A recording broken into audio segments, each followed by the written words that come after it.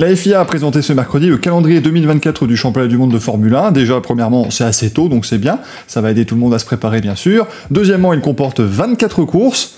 Enfin, on verra évidemment selon le nombre d'annulations possibles. Et surtout, c'est un calendrier qui voit des courses un peu plus regroupées selon les continents pour moins voyager. C'est pour ça qu'on retrouve notamment le Grand Prix du Japon en avril plutôt qu'en octobre comme d'habitude. Mais outre ce nombre de courses records, il y a surtout 3 Grands Prix qui auront lieu un samedi. On parle des Grands Prix de Bahreïn, d'Arabie Saoudite et de Las Vegas. Mais pourquoi donc? Pour Las Vegas, c'est très simple, c'est pour la même raison que le Grand Prix de cette année. Le Grand Prix 2023 aura aussi lieu un samedi. En fait, c'est simplement pour pouvoir organiser le Grand Prix à 22h, heure locale, avoir donc une course de nuit.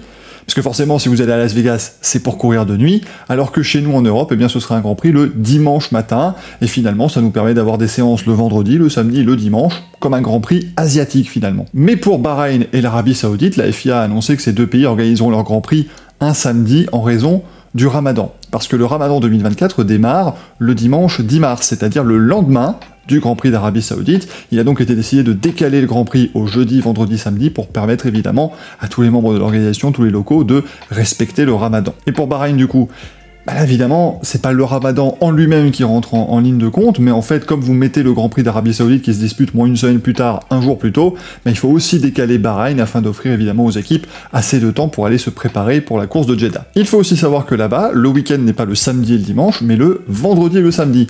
Potentiellement, on pourrait avoir plus de personnes dans les gradins pour le Grand Prix de Bahreïn, ce qui est pas non plus une mauvaise nouvelle. Voilà, c'était assez rapide, juste pour vous faire un petit point là-dessus, on en parlera plus dans le Racing Café du calendrier en lui-même, mais vous, qu'est-ce que vous en pensez de ce calendrier Formule 1 2024 ?